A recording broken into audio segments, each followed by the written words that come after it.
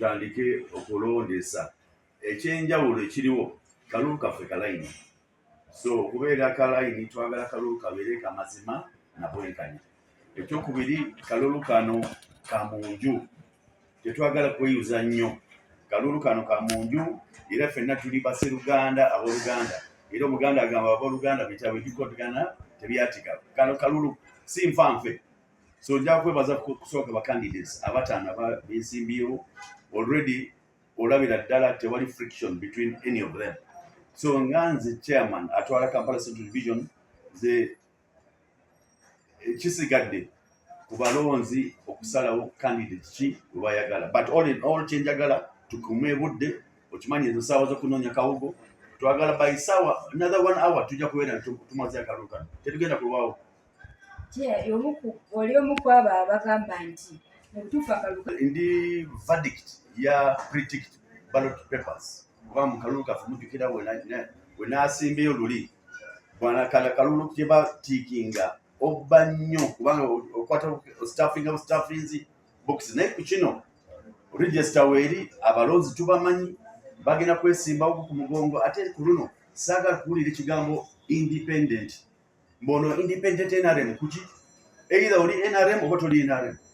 So sigenda kukkiriza kyova olaba njagala mu bacandidates baffe abataano tubeere nga tuli honest among ourselves nga ba NRM. Tetugamba kubanga ono asasudde ssente de bamudeclaringa. No, tugenda mu halaali. Bwe bakuwangula dda mabega kwoli akuwangudde, kubanga bwe tugenda mu maaso eyo si byangu. Ate ku luno twagala kweddiza Kampala. Already nja kuyozayoza Hajjati Misa Kabanda okuvaayo unopposite. Nange nebaza bannakampala okumpa mukisa guno nange okuvaayo unopposite.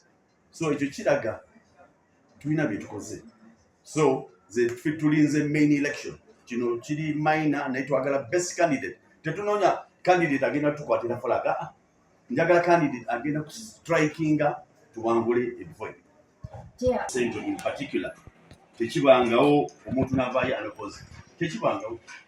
Twakanyiza kuba village level mu byalo kasavu kanyama era butuvuddeyo all through nga tukanyiza gwedawali bano bokka bano abataano bokka bebaganya okukanya era ntitugamba bamuganya okukanya mudde mu lufula bababaage bwe banasinga lwe tugenda nayo.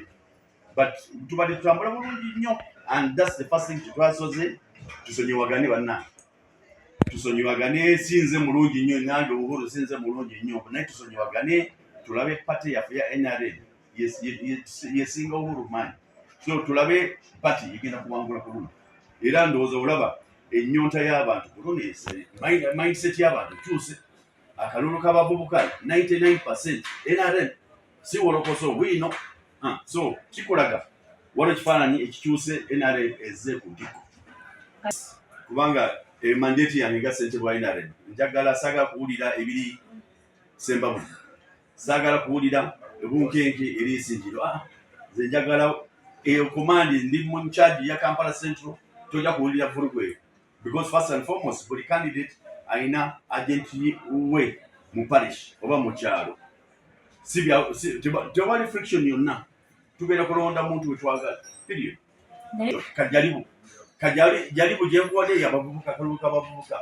So eno kalulu simbu tebajjumbidde nnyo. It is just time. Ssaawa z'okumakya ssaawa z'ekimeka nya ssaawa abantu bakyanoonya kawugo. Just why tuli wansi tugenda kumobilizinga mu ssaawa emu tujja kubeera nga kalulu kano kawedde. Kasa tumobilizinga abantu bonna nga bali ku line ba agents bakanya mbubeebo nga tugenda maaso n'okulonda.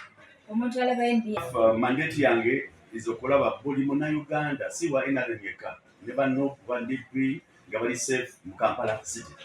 So kana kalulu kaba NRM bokka. Nsaba abali waka beera sure ogenda kubeera safe, genda wonna w'oyagala, tambula wonna w'oyagala. Tuli mu kukwatagana ne poliisi ne other special forces ezikwatagana ne security okulaba buli muntu ali safe. Tewali kwekwatagasa mu kibuga, tewali kuba muntu yina mu kibuga, tewali violence. Take my word, nze ndi wano ndi naawe era tugenda kutambula mu kibuga kya Kampala Central okakase ebigambo bye nkugamba.